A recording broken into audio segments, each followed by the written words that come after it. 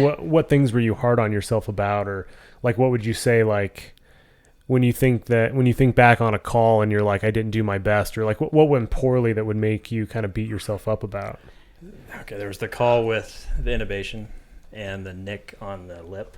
We flew her out. Berglund came back. I ended up making the screensaver that was funny after the fact. We realized it was just, awesome. Yeah. You thought you punctured her epiglottis or whatever. That was rough. And my first solo RSI. Yeah. That's a scary and just thing. before we start talking about it, Nick did amazing. The patient did as well as she could have done. But she had a stroke in the shower, yeah. And we were called after her husband thought maybe 60 minutes in the shower was excessive and went to check on her. So, and she had fallen in a way that had occluded her airway, or perhaps the muscles of respiration were affected by the stroke.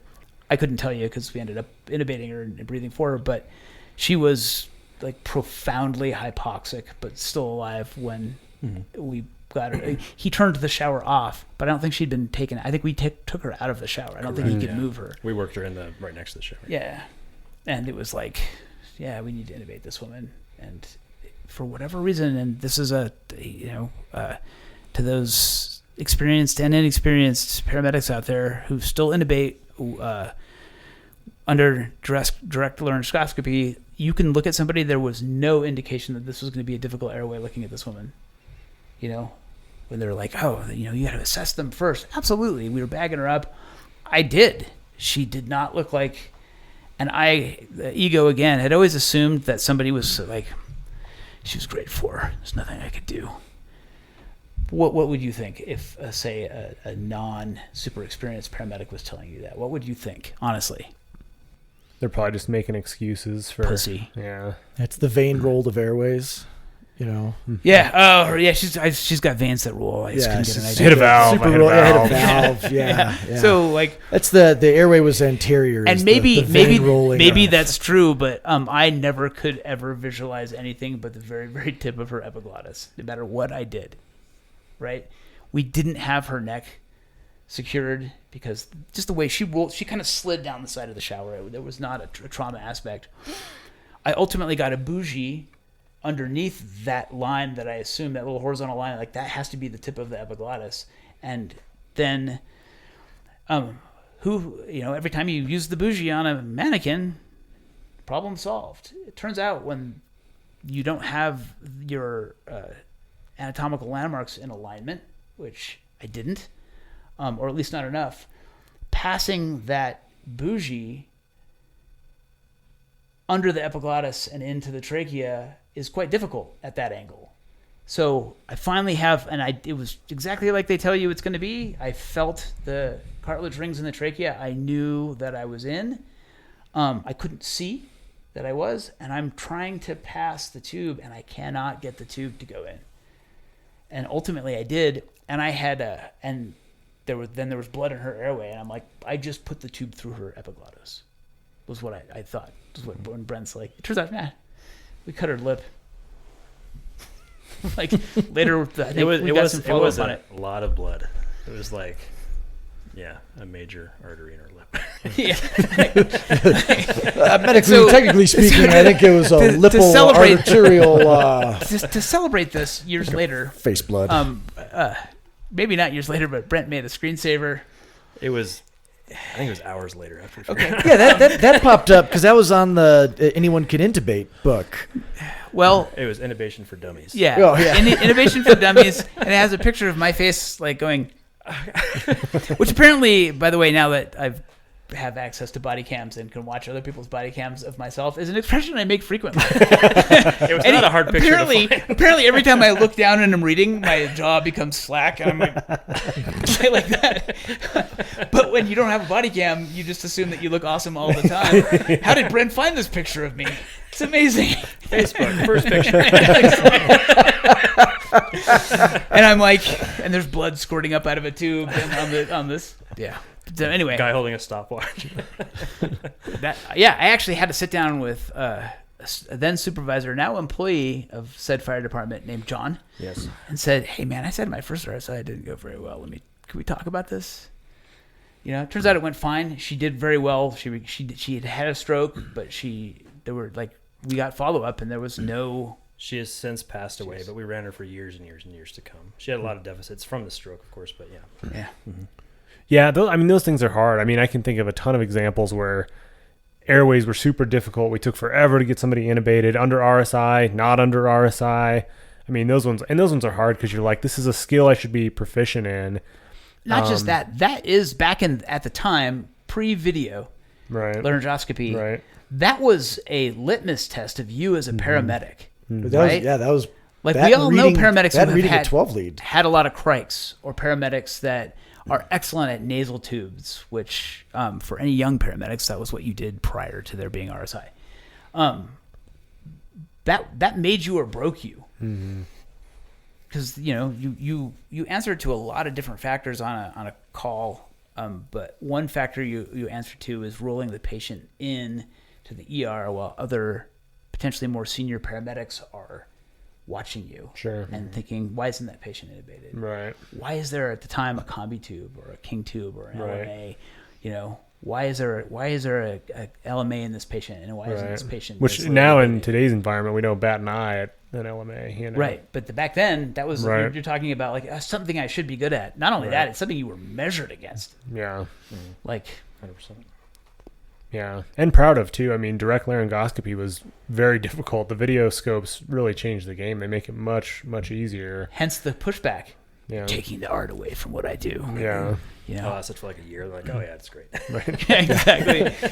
Like I have a necklace I made out of the teeth I knocked out of the sky using direct, but I got that tube. We had to use 2 suction canisters. The only time we use That never happened for anyone. That really didn't ever happen. the only time we use the metal blade anymore is for paratonsillar abscess, and so you use it backwards. Now you you're pull using their big tongue words I down. don't understand. I'm going to take that as a sign of disrespect. You haven't been a paramedic in a while. But we have to call respiratory for it, and they're always like, why the hell do you need this thing? I'm like, well, we're not using it to intubate. That's why. We're You're using like, it to we pull their don't tongue autoclave down. these things anymore. Use it at your own risk. The only I one personally wouldn't It's even just touch been it. capsaicin. the only one we have is in a display cabinet in the glass, museum. take it Yeah, out, dust it off. yeah. Well, the ones in the ambulance, we didn't autoclave the ones in the ambulance. It's like you cavicide that thing and all the puke and the blood. When I think back, yeah, you just wipe it down with a Disgusting. cavi wipe and stick it back in there. We change the light bulb, and it's like, oh, God. Yeah, hopefully the Why blood would you has. sniff it? There's like You're like, what is this amazing? Oh, yeah, no. What is this amazing gasket they put on the light bulb to this blade? Yeah. Oh wait, that's human flesh. Yeah, coagulated blood that's been on here for 6 months. That's vomit and flesh. that is a core sample from someone's tonsil. Oh my gosh. When I think back of like cleaning up post any arrest, and you're just wiping things down, and at the time you're like, I'm helping, Yeah. like this is clean, but you think of it from the stance of like hospital level of cleanliness. Yeah. Like, Well, we don't reuse things in the hospital. I mean, everything's just thrown away. I mean, metal doesn't matter, in the trash. really, those don't It's get cheaper. autoclaved. No, it's too expensive to autoclave stuff. It's cheaper just to throw them away, and yeah, it's crazy. Crazy amount of waste. Paperweights. You can make a paperweight out of that. Yeah. You could melt it down and make a monument to the original. Oh, like the Game of Thrones The cornucopia. sword throne, but it's Yeah. all just back all- fours. No, I was just The thinking, top would be Miller's just spiking out of the top. just like just one Miller blade, and then in the background is the trigger Mac blade that they made.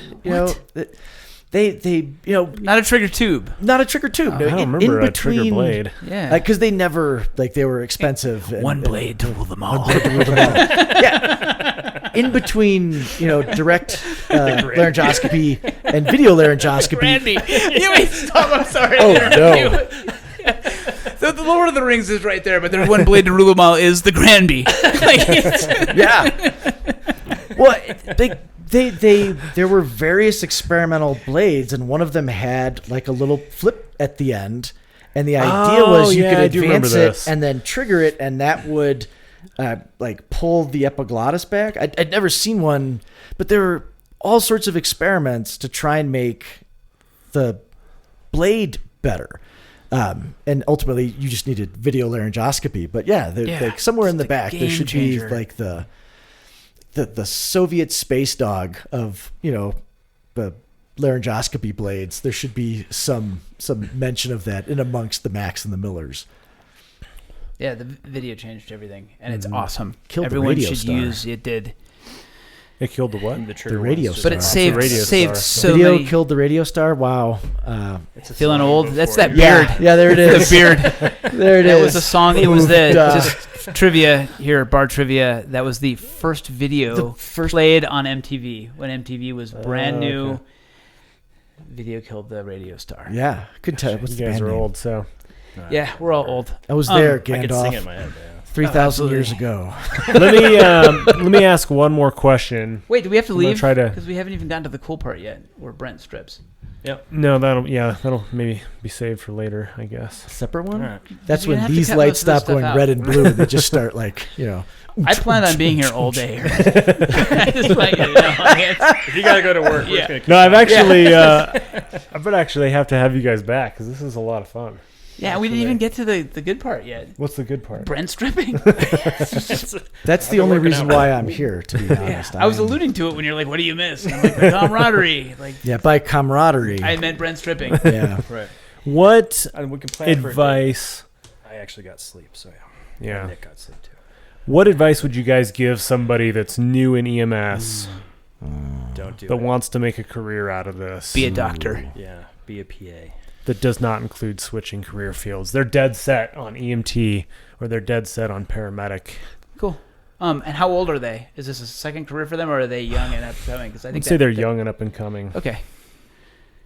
How honest do we want to be here? I would say 100%. I mean, this is one of your students, right? They paid the fees. They're gung ho, like they're paying the community college, whatever program they're they in. just wanna help people. They just want to help They want to people. help people. It's not like the TV shows. They know all that. I Yeah. just want to help people. No, you don't. I mean, I can tell you. There's a lot of ways to help people. I think what we talked about earlier, just recognizing the fact that you're going to get burnt out, that it's not what it's cracked up to be. Like, no matter how tough you think you are, you're going to get burnt out. You're going to have those bad calls. And being able to recognize it and deal with it early, like I said, like recognizing those. And it's a hard thing to describe unless you go through it a few times, Yeah. So. And it's not just the bad calls, though. Like, you don't get to pick and choose what part. Or just the things that trigger you, those micro traumas. Well, the part that later on you realize you haven't digested for whatever reason. And it doesn't necessarily, it's not a one-to-one correlation with a bad call. That call we were just talking about with the woman in the shower and the very difficult RSI, I have zero problem with that call. Maybe because there was a good outcome, but there's just aspects of other calls that you just can't, like, again, it's the totality of the circumstances, but really it's the woman screaming that you're cutting my back that jacked me up later on.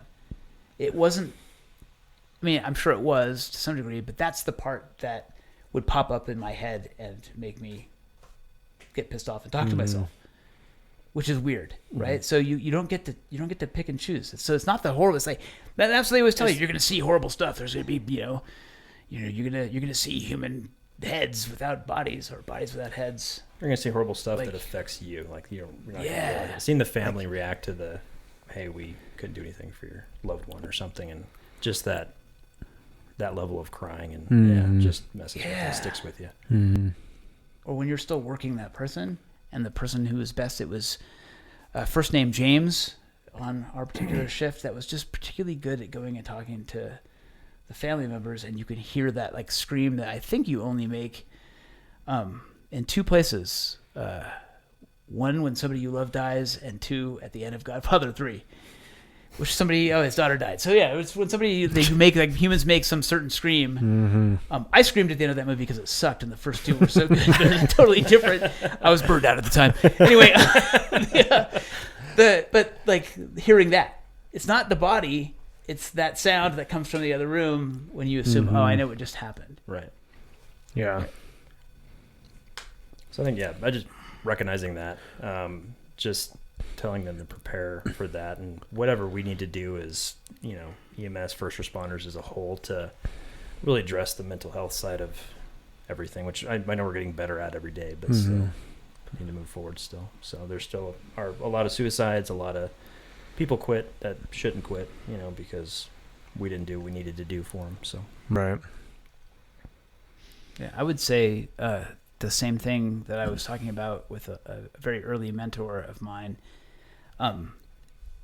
Always treat the patient well.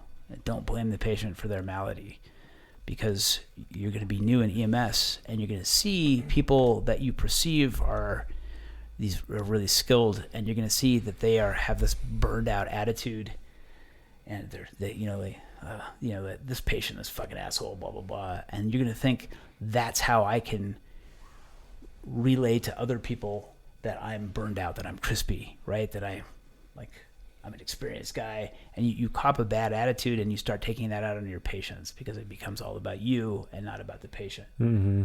And just don't let external pressures affect the way you treat your patient. And even if it is their fault, and everyone knows it's their fault, like this guy got drunk, he got in his car, he drove, he hit a tree, you got to treat him. He's just a patient, he's got an open femur fracture that he's staring at right now, with the tree hanging over that one. That was the first time I used ketamine for pain. And the last. But and the state heard and was like, no. I'm in the neck. Here we go. I'm in a safe area where, as a cop, I can mention the word ketamine because I am legally prevented from saying it on scene. That's true. I'm asking. I've very true. read the House bill, yeah. But to your question, like, treat people with respect, and also explain, if possible, if feasible, give them options. Hey, Aaron, I need to start an IV on you. Which arm would you like me to start it on? Right? And explain why you're doing things. Like, hey, I got to start an IV on your neck because you're going to need blood. And the larger the IV, the more efficient that is. Give and allow people who have made incredibly stupid decisions to save face. If they want to tell you some story, and like, this doesn't matter if you're a cop or a paramedic, right? Let them save face. What is it to you to, like, why would you correct somebody? No, dude, this happened because you did this and this, right? Like just let them save face. Don't get burned out. Treat patients with respect, and give them options. Ask, don't tell. That's good. Mark, what? Well, we're waiting on you. What are we talking about? Advice. Oh, sorry. I have been. Do you not offer, buddy? What? Who am I? Do you guys smell toast? It's challenging because I'm in personally, like, my relationship with EMS is not great because of, like, where I'm at in my life right now. So I don't want to bag on the career that I've been following, that I've been doing for so long. But at the same time, I do feel like it's good for some of us who have gone through this to look back at those who are getting on board and give them a fair caution. And for me, that would be recognize that, everything we've talked about, ultimately your own happiness and safety and prosperity is entirely up to you.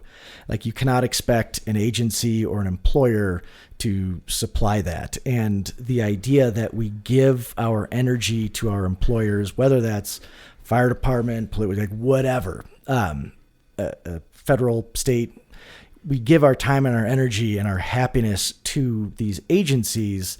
We cannot expect them to give it back to us. It's up to us as individuals to take care of ourselves and our teammates. So, like, you get into EMS, you want to be an EMT, you want to be a paramedic on the ambulance, cool, man, do it. But then when you see yourself getting less healthy, less happy, you don't owe that agency anything, and they will continue to take what they've already taken from you. So I'm not, like, advocating some kind of, like, mercenary approach, like, take everything you can from your employer. But at the same time, like, if you find yourself in a situation that's unhealthy, change it. Whether that means pivoting from, ambulance only EMS to fire or law enforcement, or taking a job as a dietitian, or going, building, houses. Ultimately, your happiness is your satisfaction with life is going to hinge on the decisions that you make. And we can't blame the environment for making us unhappy when we are there voluntarily. So don't be afraid to change. Don't be afraid to move. Don't be afraid to acknowledge that, after 10 years on the ambulance, I don't like where I'm at or who I am becoming, and it's up to me to make that difference. I can't expect my employer to change the environment that I'm in, because they won't. They can't. Like that is an ecosystem, an environment that is out of your supervisor's direct control. So just like your course, your career is in your own hands, and act accordingly. No, I think that's a great point, because I think too it's super easy to blame the organizations we work for, the system, the freaking American U.S. health system. It's terrible, right? I mean, it has so many flaws and imperfections, and it's easy to just point fingers. But I like when we direct it to the only thing we can control, which is ourselves. It's nobody's coming to save us. These organizations are getting better. To their credit, they're offering more services for mental health and stuff than they have before, but at the end of the day, they're not coming to save us. So yeah, and on you go mountaineering, the gear is better. Like, we don't climb mountains in hobnailed boots and gabardine wool, but the mountain is the mountain. So the agencies are offering better services, and I think some branches of first response are doing much better at keeping their people healthy and sane. Mm-hmm. But in the end, the mountain is the mountain, and you can't get mad at it when, like, you knowingly went up in the mountain and then you get caught in an avalanche. It's not because the mountain hates you. It's not it, but it's just, it is what it is. And if you don't like what is doing to you, it's up to you to make the required decisions. Sometimes those are really hard. Sometimes it means walking away. Mm-hmm. But if you stay in it, just admitting it is so hard.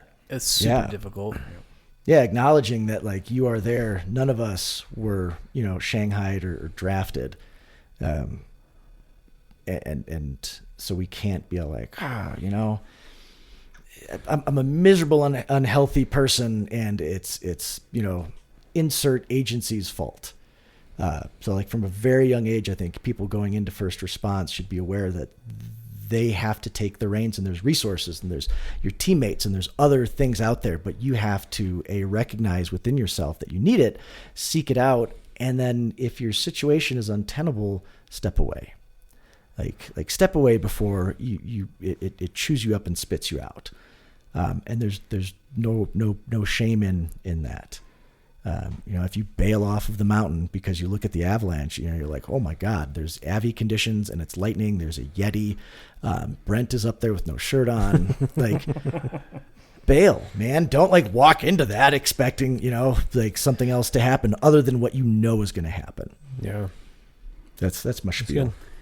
Can I offer a metaphor to close this out? Yeah. Because I was hoping to mention it. And every once in a while you attend a class or a course or maybe even just a call, and there's something presented to you that's just so brilliant that it provides a good backbone or template to explain a lot of things to yourself. And if I got permission ahead of time, knowing I was going to talk about this or thinking I was, from the person, could I mention them by name? Yeah. Okay. I'm going to say, I won't even mention what agency, but Officer and Instructor Fleming presented just a mind-blowing class because it was based on a metaphor. And he talked initially, he's a really smart guy, and he talked initially about black holes and event horizons. So you have, what a black hole is, because there's going to be people in the class who have no idea, right? And what the event horizon is of a black hole. Yeah, the point at which, presumably nothing can travel faster than light, and the point at which light can no longer escape from the gravitational pull is the event horizon. And there is nothing that we understand in physics, at least at this point, that can penetrate that. That it's only black because we need light to see colors, and there's no light available to see anything because even light can't escape this.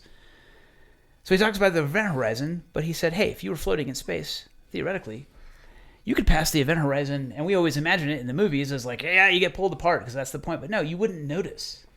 You are being pulled by gravity towards this, infinite kind of dot of gravity that presumably we're told is at the center of a black hole. Singular. And you are going to theoretically, obviously you wouldn't be alive, but you're not going to notice that. From the outside, you'd appear to disappear because there's no longer any light. You would redshift and just go away. Yes, the redshift. Yeah. Yeah, apparently it's kind of like as light is pulled, you turn red for a second and then go away. But then he used this analogy. So we're like, that's really interesting, but what does this have to do with anything? He used this analogy, and this is somebody who's been in lethal force encounters and kind of been around a bit, to say, look, there are event horizons. Every critical incident, whether it's burnout or an officer-involved shooting or an officer-involved death where the officer gets killed, there's an event horizon where after that point is passed, no matter what you do, it's going to end. The outcome is assured. And there's a bunch of factors that go into that. Again, could be burnout. And that you probably won't notice a difference yourself. But if you're watching it and learning from other people, try to identify where that point is. And you can see, oh man, there's a certain point. For me, I will never return to EMS. And I crossed an event horizon without realizing it and headed towards like just terminal burnout. But I feel like that is such a useful metaphor. And he closed out the class with a video of, and this is on YouTube, I don't know who the cop is, but it's like a slightly light industrial area early in the morning, so probably the end of shift, for a transient that's just camped out next to a warehouse. And the guy walks up, hey man, what are you doing? Let me talk to you. And kind of approaches the guy. He's walked away from his vehicle. He's approaching the guy, and the guy's like, wow, doing some stuff. And then the guy pulls out a Rambo-style knife and just stabs the guy in the neck.